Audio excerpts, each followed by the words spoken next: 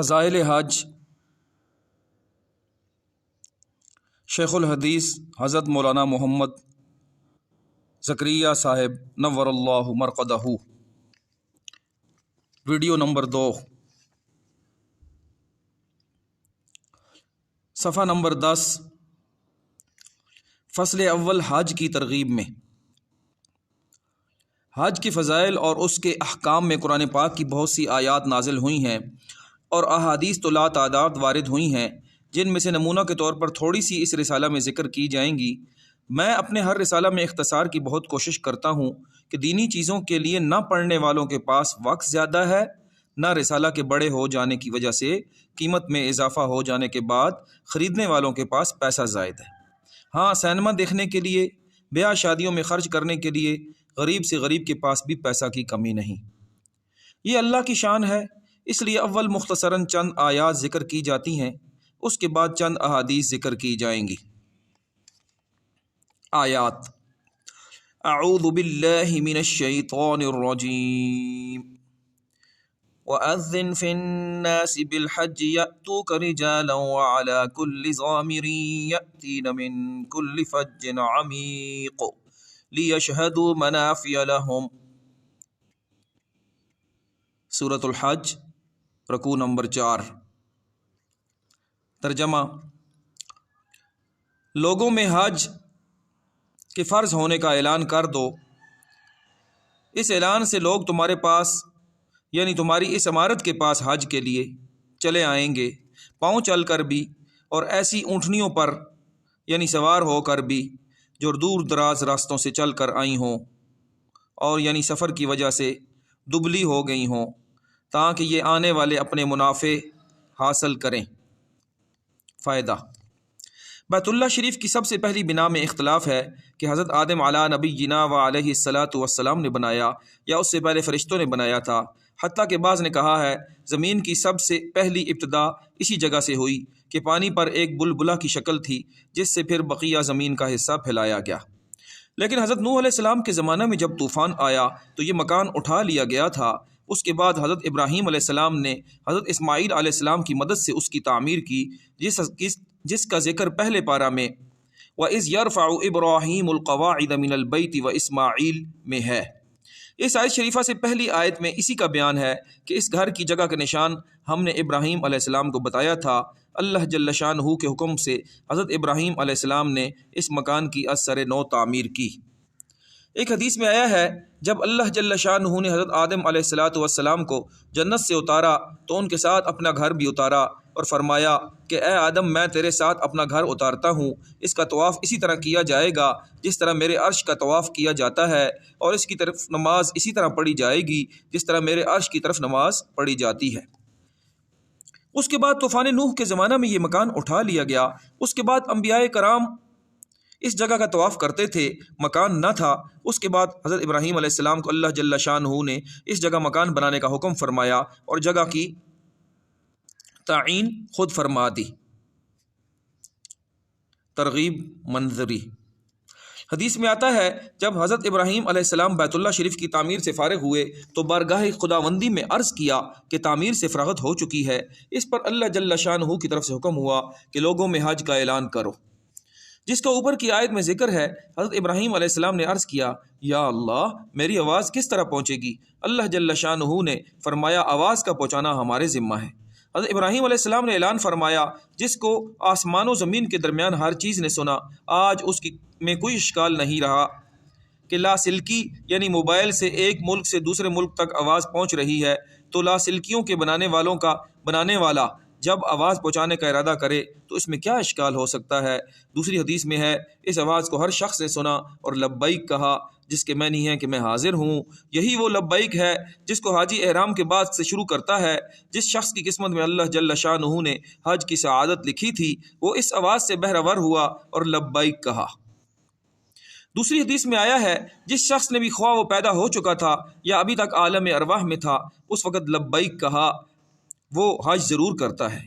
ایک حدیث میں ہے، جس نے ایک مرتبہ لبیک کہا وہ ایک حج کرتا ہے، جس نے اس وقت 2 مرتبہ لبیک کہا وہ 2 مرتبہ حج کرتا ہے، اور اسی طرح جس نے اس سے زیادہ جتنی مرتبہ لبیک کہا اتنے ہی حج اس کو نصیب ہوتے ہیں۔ در منصور۔ کس قدر خوش نصیب ہے وہ روحیں جنہوں نے اس وقت دما دم لبیک کہا ہوگا، 20 حج ان کو نصیب ہوئے یا ہوں گے۔ اگلی آیت، الحج اشہر معلومات فمن فرض فیہن الحج فلا رفث ولا فسوق ولا جدال فی الحج وما تفعلوا من خیر یعلمہ اللہ۔ بقرہ آیت نمبر 25۔ حج کا زمانہ چند مہینے ہے جو مشہور و معلوم ہے، یعنی 1 شوال سے 10 ذی الحج تک۔ پس جو شخص ان ایام میں اپنے اوپر حج مقرر کر لے، یعنی کہ حج کا احرام باندھ لے، تو پھر نہ کوئی فحش بات جائز ہے، نہ عدول حکمی درست ہے، اور نہ کسی قسم کا جھگڑا زیبا ہے، یعنی بلکہ اس کو چاہیے کہ ہر وقت نیک کام میں لگا رہے، اور جو نیک کام کرو گے حق تعالی شان ہو اس کو جانتے ہیں، یعنی کہ ان کو ہر شخص کی ہر بات کا ہر وقت علم رہتا ہے، اس کے موافق اس کو جزا یا سزا دیتے ہیں، اس لیے ان نیکیوں کا بہت بدلہ عطا فرمائیں گے جو ان مبارک اوقات میں کی جائیں گی۔ فائدہ، فحش بات 2 طرح کی ہوتی ہے، ایک وہ جو پہلے سے بھی ناجائز تھی، اس کا گناہ حج کی حالت میں کرنے سے زیادہ ہو جاتا ہے، دوسرے وہ جو پہلے سے جائز تھی، جیسا کہ اپنی بیوی سے بے حجابی کی بات کرنا حج میں، وہ بھی جائز نہیں رہتی۔ اس طرح حکم عدولی بھی 2 طرح کی ہے، ایک وہ جو پہلے ہی سے ناجائز تھی، جیسا کہ سارے گناہ ان کی معصیت حج کی حالت میں زیادہ سخت ہو جائے گی، دوسرے وہ امور جو پہلے سے جائز تھے اب حج کی وجہ سے ناجائز ہو گئے، جیسا کہ خوشبو لگانا، یہ اب ناجائز ہو گیا۔ ایسے ہی لڑنا جھگڑنا پہلے سے بھی برا ہے مگر حج میں اور بھی زیادہ برا ہے۔ بیان القرآن، مولانا اشرف علی تھانوی رحمۃ اللہ علیہ کی تفسیر۔ اگرچہ عدول حکمی میں جھگڑا کرنا بھی داخل ہے، مگر چونکہ حج میں اکثر ساتھیوں میں نزاع ہو ہی جاتا ہے، اس لیے اہتمام کی وجہ سے اس کو خاص طور سے ذکر فرمایا، جیسا کہ آئندہ پہلی حدیث کی ذیل میں بھی اس کا ذکر آ رہا ہے۔ آیت، الیوم اکملت لکم دینکم واتممت علیکم نعمتی ورضیت لکم الاسلام دینا۔ سورۃ المائدہ۔ آج کے دن تمہارے لیے تمہارے دین کو میں نے ہر طرح کا کامل و مکمل بنا دیا اور تم پر اپنا انعام یعنی آج پورا کر دیا، اور میں نے اسلام کو تمہارا دین بننے کے لیے یعنی ہمیشہ کو پسند کر لیا، یعنی کہ قیامت تک تمہارا یہی دین رہے گا، اس کو منسوخ کر کے دوسرا دین تجویز نہ کیا جائے گا۔ فائدہ، حج کے اہم فضائل میں سے یہ بھی ہے کہ یہ آیت شریفہ جس میں تکمیل دین کا مجدہ ہے، حج کے موقع پر نازل ہوئی۔ امام غزالی رحمۃ اللہ علیہ نے احیاء میں لکھا ہے، حج اسلام کے بنیادی ارکان میں ہے، اسی پر ارکان کا اختتام ہوا ہے، اسی پر اسلام کی تکمیل و تتمیم ہوئی ہے، اسی میں آیت الیوم اکملت لکم نازل ہوئی ہے۔ ایک حدیث میں آیا ہے، یہود کے بعض علماء نے حضرت عمر رضی اللہ عنہ سے عرض کیا کہ تم قرآن پاک میں ایک آیت پڑھتے ہو، اگر وہ آیت ہم پر نازل ہوتی تو ہم اس دن کو عید کا دن بناتے، یعنی سالگرہ کے طور پر اس دن کی خوشی مناتے۔ حضرت عمر رضی اللہ عنہ نے ارشاد فرمایا، وہ کون سی آیت ہے؟ انہوں نے عرض کیا، الیوم اکملت لکم دینکم۔ حضرت عمر رضی اللہ عنہ نے فرمایا، مجھے معلوم ہے یہ کس دن اور کہاں نازل ہوئی۔ بحمداللہ ہمارے یہاں اس وقت 2 عیدیں جمع تھی، ایک جمعہ کا دن یعنی کہ وہ بھی مسلمان کے لیے بمنزلہ عید کے دن کے ہے، دوسرے عرفہ کا دن کہ وہ بھی بالخصوص حاجی کے لیے عید کا دن ہے۔ حضرت عمر رضی اللہ عنہ نے فرمایا، یہ آیت جمعہ کے دن شام کے وقت عصر کے بعد جب کہ حضور اقدس صلی اللہ علیہ وسلم عرفات کے میدان میں اپنی اونٹنی پر تشریف فرما تھے نازل ہوئی۔ در حقیقت یہ بڑا مجدہ ہے، خوشخبری ہے جو اس آیت شریفہ میں سنایا گیا ہے۔ ایک حدیث میں آیا ہے، اس آیت شریف کے بعد حلت و حرمت کے بارے میں کوئی جدید حکم نازل نہیں ہوا۔ جب آدمی حج میں یہ خیال کرے کہ اس فریضہ سے دین کی تکمیل قرار دی گئی اور دین مکمل ہونے کا یہ ذریعہ ہوا ہے، تو کتنے ذوق و شوق سے اس فریضہ کو ادا کرنا چاہیے۔ وہ ظاہر ہے جب یہ آیت شریفہ نازل ہوئی تو حضور اقدس صلی اللہ علیہ وسلم اپنی اونٹنی پر تھے، وہ اونٹنی بوجھ کی وجہ سے بیٹھ گئی، کھڑی نہ ہو سکی۔ وہی کے وقت حضور اقدس صلی اللہ علیہ وسلم میں وزن بہت بڑھ جاتا تھا۔ حضرت عائشہ رضی اللہ عنہا فرماتی ہیں، جب حضور صلی اللہ علیہ وسلم اونٹنی پر ہوتے اور وہی نازل ہوتی تو وہ اونٹنی اپنی گردن گرا دیتی اور جب تک وہی ختم نہ ہوتی حرکت نہ کر سکتی تھی۔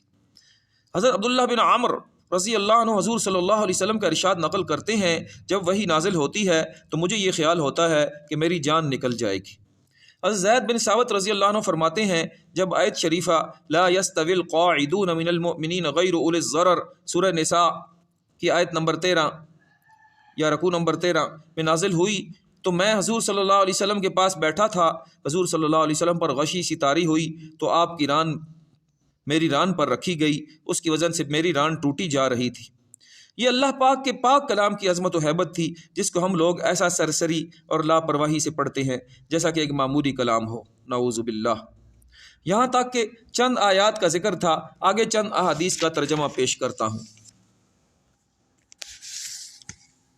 ویڈیو نمبر 2 کا اختتام ہوا، انشاءاللہ کتاب کا بقیہ حصہ ویڈیو نمبر 3 میں پیش کیا جائے گا۔